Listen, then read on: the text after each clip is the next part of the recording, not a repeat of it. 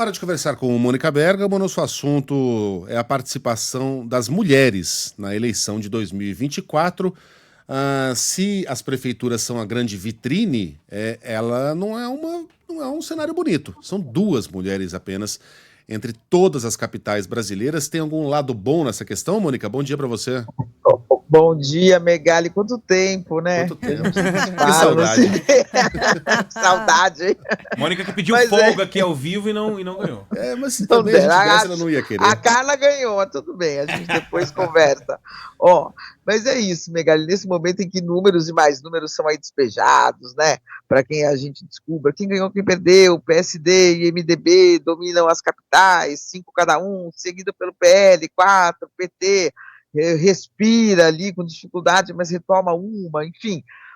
Um recorte, que é esse das mulheres, chama bastante atenção, né, o Megali, quer dizer, abertas as urnas, só 2 mulheres foram eleitas nas 15 cidades em disputa, a prefeita Emília Corrêa de Aracaju e a prefeita de Campo Grande, Adriane Lopes, e a gente pode ver a coisa, o Megali, pelo copo meio cheio, porque outras 6 mulheres chegaram ao segundo turno, mas ainda tem muito o que caminhar para que a gente consiga ver refletida no poder a realidade, né, social de que nós somos a metade do país, né? Foram mais de 5.500 pleitos municipais e só 726 mulheres foram eleitas no total, né? Também, de novo, podemos até festejar, porque foi um número maior do que o de eleitas há 4 anos.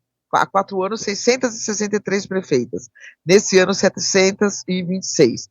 Então, houve um crescimento, mas um crescimento muito lento, né? Um outro dado, Megali, que eu peguei aqui, o Instituto Representação e Legitimidade Democrática mergulhou nos dados das eleições para os legislativos e descobriu, Megali, que 732 cidades não vão ter uma única vereadora, nada, 100%, né, dessas câmaras municipais, dessas 732 cidades, vão ser integradas exclusivamente por homens. De novo, lado um pouquinho bom, é um número que diminuiu, né? Em 2020 eram 928 cidades, então agora está diminuindo. 732 são totalmente masculinas, né? Agora, poucas cidades. Tem cidades que tem maioria feminina? Tem. Sabe quantas, Megali? Eu falei, né? São 5.500, mais de 5.500 câmaras municipais, são 75 apenas câmaras legislativas no Brasil todo que tem maioria de mulheres, Caramba. de vereadoras eleitas. Deve ser interessante, né? Podemos ver direitinho quais são e fazer lá uma matéria, ver qual é a Câmara mais feminina e ver como é que é o funcionamento, né? Se tem alguma característica feminina que muda um pouco o funcionamento desse legislativo. Mas é muito pouco, né? 75 câmaras legislativas, pouco demais, né? Então, eram só 45 há 4 anos, de novo, está melhorando, devagar e sempre, né? Mas ainda muito aquém. A gente tem uma lei aqui no Brasil, né, Megali, que obriga os partidos a reservarem 30% das suas candidaturas, vagas de candidatas para mulheres, mas não tem uma lei, como tem na Argentina, por exemplo, em que obriga a representação, né, ser obrigatória nos congressos. Então, você tem lá 50% das deputadas tem que ser mulher. Então, tem que ser mulher e acabou, vai ter que eleger, e quem vai ocupar essas vagas são mulheres. Aqui no Brasil, não. É só para o lançamento das candidaturas, aí vai para o meio da rua lá pedir voto, e quem ganhar, ganhou. Então, ainda não existe essa representação mais proporcional, mais real, né? Que espelhe um pouco mais a nossa realidade. Mas é isso, Megali, 732 cidades, sem uma única vereadora, apenas 2 prefeitas eleitas de capitais, e em 5.500 municípios, são 726 eleitas. Isso, pouco, né, Megali? Muito. Não é que nem essa bancada aqui que a gente deixa Aqui, você sozinho aí. aqui elas são 60%. E mandam mesmo. E mandam. Ô, Mônica, isso pode mudar, quer dizer, esses números de repente podem até ficarem mais díspares, porque a Bruna mandou aqui pra gente, né, uma pesquisa feita com vários institutos que mergulham um pouco mais e no secretariado. E mostra que 28% só dos cargos de secretariado em todos os estados e capitais brasileiras são ocupados por mulheres, os homens somam 72%. Só uma capital, Natal, e 3 estados, Alagoas, Ceará, Pernambuco, têm paridade de gênero no período aqui que foi analisado, que foi pesquisado, mas em 20 estados e 16 capitais não há nem os 30% da participação feminina. Aqui a gente está falando dos secretariados. Então, quer dizer, você pega ali os cargos mais altos, né, os cargos eletivos, os cargos comissionados, quando a gente começa a olhar a formação desses órgãos públicos, das secretarias, das pastas, a coisa é bem pior, né, Mônica? Você sabe que tem um outro dado curioso, um outro recorte curioso, eu estava hoje notando, né? Porque você tem, a esquerda sempre no Brasil foi protagonista nessa questão da participação feminina, né? A primeira prefeita, a Erundina, a primeira prefeita eleita de capital, né? A Marta, a Dilma foi a primeira presidente do Brasil, o PT é presidido por uma mulher e tal e tal. Mas a direita, muitas mulheres protagonizando, né? Agora, inclusive as 2 prefeitas são de partidos de direita, né? Tanto a Emília quanto a Adriane. E aí uma pessoa que eu não vou falar o nome aqui, porque eu não sei se a pessoa autorizaria, mas enfim, mandei para uma pessoa que entende desse assunto, falei, nossa, a direita com bastante mulher, né, protagonizando.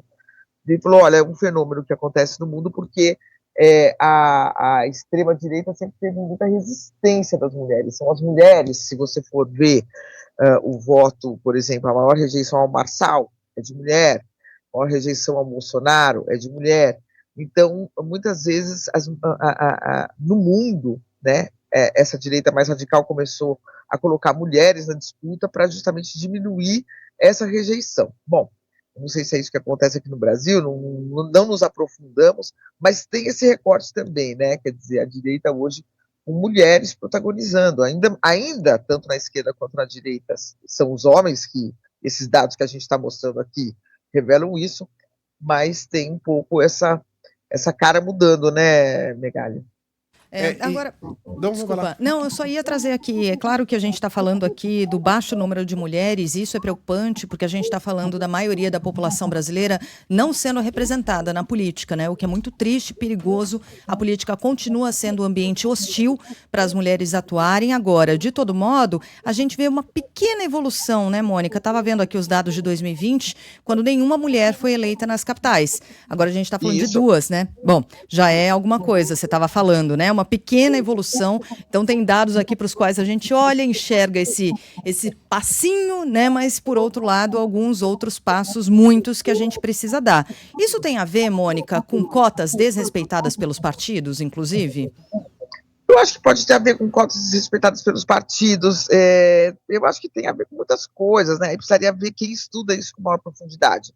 Mas se a gente tivesse no Brasil cotas para o parlamento, cotas para mulheres no parlamento, aí ia acabar chegando a isso, porque os partidos iam acabar buscando, inclusive, né, tendo que abrir maior espaço, e não só para terem candidatas, mas para botar dinheiro para elas ganharem, né? Então, a gente não tem isso, né? A Argentina tem aqui, eu estou vendo aqui, ó, para a gente não... são 42% de mulheres no Senado, 39% na Câmara dos Deputados. Não, estou lendo aqui uma matéria antiga, mas tem cotas lá para o Congresso, né? Ó, Argentina, ó, 2019, aumenta a cota de mulheres no Congresso para 50%, né? Então, na Argentina, o governo publicou em 2019, né,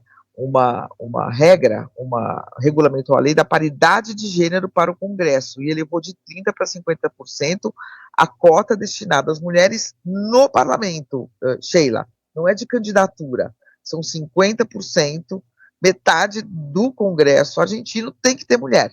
Então, pronto, é isso, tem que ter mulher, né? Já era uma cota de 30%, começou com uma cota de 30%, essa cota foi superada, né? Estava em 2019, essa cota já estava, não tinha cota, a cota era 30%, mas a composição do Congresso já tinha 39% de cadeiras para mulheres, mulheres já ocupavam 39%, então agora aumentou para 50%. Então quem fez isso foi o Maurício Macri, né, que era um presidente de direita, e ele defendia a medida, né, tinha várias mulheres em postos chaves na cúpula do governo dele. A esquerda ali teve uma presidenta, né, que foi a Cristina Kirchner, E é curioso, Sheila, porque a Cristina, ela não foi assim pensada para ser uma mulher candidata, né? A Cristina tinha uma carreira política muito forte, ela tinha sido senadora, deputada, ela era uma liderança muito forte, alguns diziam que até maior do que o marido, né? O Néstor Kirchner, que, enfim, foi eleito presidente, depois faleceu, e depois ela foi. Mas ela foi pela liderança, de fato, dela, porque lá tem essa tradição das mulheres terem muita atuação na política. E lá tem uma cota, 50%. Aqui no Brasil não tem cota. Então fica muito na dependência de, bom, se o partido coloca dinheiro ou não, né? Mesmo que obedeça os 30%, será que apoia de fato para que essas mulheres sejam eleitas? Enfim, aqui a gente acho que teria que ter essa cota também, viu, Sheila, para poder, enfim, ter essa igualdade ali no Congresso.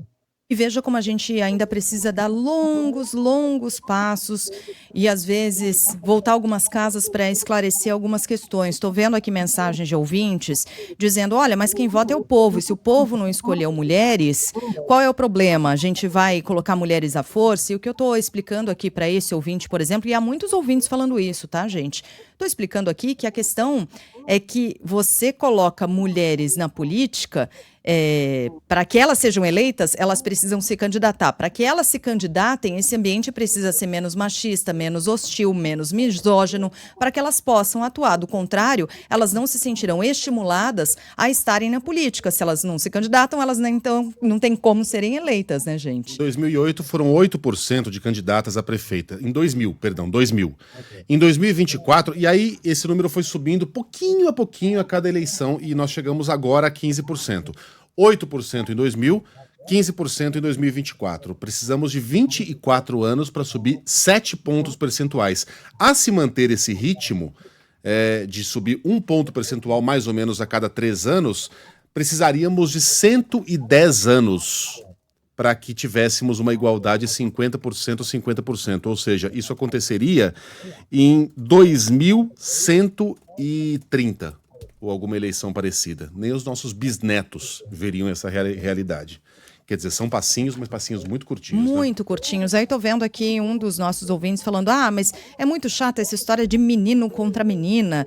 Por que o homem não pode representar a mulher? O político tem que representar a população em geral. Todos os políticos devem representar a população em geral, mas o conceito de representatividade tem a ver com a questão de olhar para as questões específicas da mulher. Sabe quando a gente passou a ter ambientes para amamentação nas empresas, por exemplo? Quando mulheres chegaram ao comando de empresas. Sabe quando mulheres passaram a ter direito a delegacias específicas, quando isso foi aprovado por mulheres, quando mulheres chegam na política. Então, são olhares que as mulheres acabam tendo para questões que dizem respeito às mulheres. Esse é o conceito da representatividade e da importância de mulheres estarem lá para inspirarem e gerarem um movimento de outras quererem chegar lá e estarem lá, né, gente? Perfeito. Mônica Bergamo volta com o... Desculpa, para dar legitimidade também, né, às instituições. Exato. Porque, veja bem, é óbvio, o eleitor vota no cardápio que está apresentado a ele, né? Mas são uma série de distorções e nós não vamos ter nem tempo, nem entendemos profundamente do assunto para ficar aprofundando aqui, mas quando você olha para um Congresso que é formado em sua maioria por homens brancos, mais velhos e ricos, é óbvio que tem um gap aí entre o que é a sociedade brasileira e o que está, e como ela está representada no Congresso. Nada contra um homem branco, rico, que pode ser um excelente parlamentar, muitas vezes muito melhor do que uma mulher, por exemplo, que não tenha nenhum compromisso com a realidade brasileira. Mas é óbvio que há uma distorção nessa representação, né, Sheila? E que isso precisa, em algum momento, ser estudado, como fazer com que o sistema político represente de fato a população, até para que ele tenha mais legitimidade. O Ivan estava falando fora do ar. Como é que você promove uma discussão, por exemplo, sobre aborto apenas com homens no Congresso Nacional? Né? Precisa ter mulher, sim. Há poucos anos, o Partido da Mulher Brasileira tinha um representante no Congresso e era um homem. Exato. Mônica Bergamo volta com outros assuntos sempre exclusivos e palpitantes amanhã neste mesmo horário. Boa semana, Mônica. Até amanhã. Valeu.